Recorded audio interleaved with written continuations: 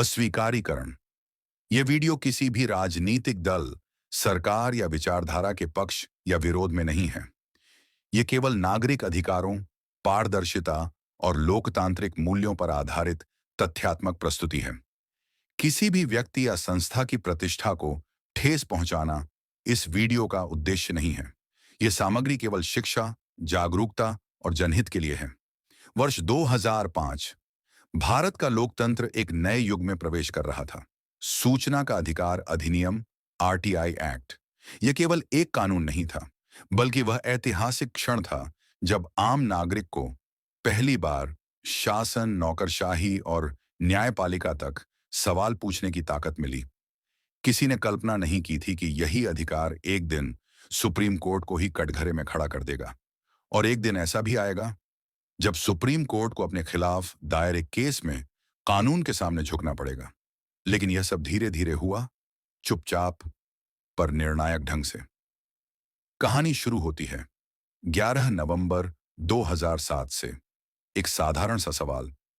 RTI कार्यकर्ता सुभाष चंद्र अग्रवाल ने पूछा, क्या सुप्रीम कोर्ट के जजों ने अपनी संपत्ति घोषित की है और क्या जनता यह जानकारी देख सकती है? सुप्रीम कोर्ट के सीपीआईओ ने जवाब दिया, नहीं, यह निजी जानकारी है। प्रथम अपीलीय प्राधिकरण ने भी यही कहा। लेकिन अग्रवाल रुके नहीं। वे पहुंचे केंद्रीय सूचना आयोग सीआईसी। 6 जनवरी 2009 सीआईसी ने ऐतिहासिक आदेश दिया, जजों की संपत्ति लार्ज पब्लिक इंटरेस्ट का मामला है और इसे सार्वजनिक किया जाना चाहिए। यही कहानी ने मोड़ लिया, क्योंकि इस आदेश के खिलाफ कोई मंत्रालय नहीं, कोई विभाग नहीं, खुद सुप्रीम कोर्ट का प्रशासन दिल्ली हाईकोर्ट पहुंच गया। अगर आपको अब तक वीडियो पसंद आ रही है तो हमारे चैनल एक्सप्लेन वन को लाइक और सब्सक्राइब जरूर करें। आपकी एक क्लिक हमें ऐसी और महत्वपूर्ण डॉक्यूमेंट्री लाने की ताकत देती है। साल 2009 मामला पहुंचा जस्टिस एस रविंद्र भट्ट की अदालत में। 2 सितंबर 2009 को उन्होंने फैसला सुनाया। मुख्य न्यायाधीश का कार्यालय एक सार्वजनिक प्राधिकरण है और न्यायपालिका पर पारदर्शिता लाने से उसकी स्वतंत्रता कमजोर नहीं होती, बल्कि और मजबूत होती है। सुप्रीम कोर्ट प्रशासन इससे सहमत नहीं था। मामला 3 जजों की विशेष बेंच के पास गया। नवंबर 2009 में बेंच ने जस्टिस भट्ट के फैसले को बरकरार रखा। जनवरी 2010 में एक बार फिर साफ कहा गया, सीजेआई का कार्यालय आरटीआई एक्ट के दायरे में आता है। यह भारतीय न्यायपालिका के इतिहास में एक दुर्लभ और ऐतिहासिक क्षण था, जहां हाई कोर्ट खुले शब्दों में सर्वोच्च न्यायालय को पारदर्शिता अपनाने का संदेश दे रहा था। मामला अंततः वापस वहीं आया, सुप्रीम कोर्ट। 2 जजों की बेंच ने इसे बड़े प्रश्न के रूप में देखा और इसे भेज दिया गया 3 जजों की बेंच को। वहां से मामला गया 5 जजों की संविधान पीठ के पास। साल 2010 से 2018 लंबी सुनवाई, अनेक बहसें, अनगिनत दलीलें। अंततः 13 नवंबर 2019 भारत के संविधान इतिहास का वह दिन जब संविधान पीठ, CJI Ranjan Gogoi, justice NV Ramana, DY Chandrachud, Deepak Gupta और संजीव खन्ना ने फैसला सुनाया। 3-2 के बहुमत से कहा गया, सीजेआई का कार्यालय आरटीआई कानून के अधीन है। न्यायपालिका जनता के प्रति जवाबदेह है। पारदर्शिता से न्यायपालिका की गरिमा कम नहीं होती। आरटीआई एक्ट की धारा 8 एक जे के तहत यदि कोई निजी जानकारी लार्ज पब्लिक इंटरेस्ट में है तो उसे देना होगा। कानूनी अर्थ में सुप्रीम कोर्ट इस केस में हार गया, लेकिन लोकतंत्र जीत गया। दोस्तों, अगर आप लोकतंत्र, कानून और नागरिक अधिकारों पर ऐसी ही गहराई से बनी वीडियोस देखना चाहते हैं तो चैनल एक्सप्लेन वन को अभी सब्सक्राइब करें।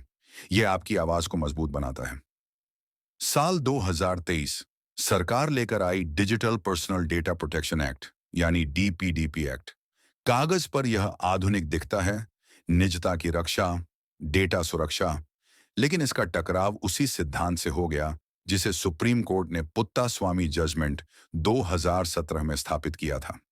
सुप्रीम कोर्ट ने कहा था, प्राइवेसी मौलिक अधिकार है लेकिन एब्सोल्यूट नहीं है। जब बड़े सार्वजनिक हित की बात होती है तो निजी जानकारी सामने आ सकती है, लेकिन डीपीडीपी एक्ट की धारा 44(3) ने आरटीआई एक्ट की रीढ़ धारा 8 एक जे के ऊपर लटका हुआ पब्लिक इंटरेस्ट ओवरराइड ही हटा दिया। अब निजी जानकारी पर जनहित की प्राथमिकता लगभग खत्म हो चुकी है।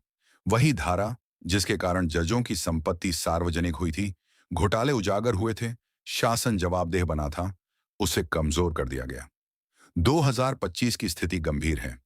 पूर्व जज, नागरिक समाज, पारदर्शिता कार्यकर्ता और विपक्ष सब चेतावनी दे रहे हैं। आरटीआई अपने सबसे कमजोर दौर में है। और सवाल वही, यदि सरकार की नीयत साफ है, तो इतना बड़ा संशोधन क्यों? वह अधिकार जिसने एक आम नागरिक को सुप्रीम कोर्ट तक को जवाबदेह बनाया, उसी अधिकार की जड़ें क्यों काटी जा रही हैं? लोकतंत्र में बड़ा जनहित व्यक्तिगत निजता से ऊपर रहा है, लेकिन अब इस सिद्धांत को कमजोर किया जा रहा है। यह लड़ाई किसी दल की नहीं है, किसी विचारधारा की नहीं। यह लड़ाई है हमारे अधिकारों की। हम जिसे चाहें उसे वोट दें, यह हमारा हक है। लेकिन अपने अधिकारों की रक्षा के लिए हम सबको एक सुर में बोलना होगा, क्योंकि आरटीआई पर हमला दरअसल जनता की आवाज पर हमला है। यदि आज हम चुप रहे, तो कल पारदर्शिता की यह मशाल बुझ जाएगी और अंधेरा हम सब पर छा जाएगा। सत्ता अगर एक बार अधिकारों का खून छक ले, तो वह इसे बार बार दोहराएगी। अधिकारों का क्षरण धीरे धीरे शुरू होता है और फिर रुकता नहीं। सरकारें आएंगी जाएंगी, लेकिन कमजोर अधिकार हर नई सरकार के हाथ में एक खतरनाक हथियार बन जाते हैं। तो फिर सवाल यही, अगर नीयत साफ है, तो पारदर्शिता से डर किस बात का? डर वही महसूस करता है जिसके विवेक में पहले ही अंधेरा उतर चुका हो। अगर यह डॉक्यूमेंट्री आपको ज्ञानवर्धक लगी, तो हमारे चैनल एक्सप्लेन वन को लाइक, शेयर और सब्सक्राइब जरूर करें।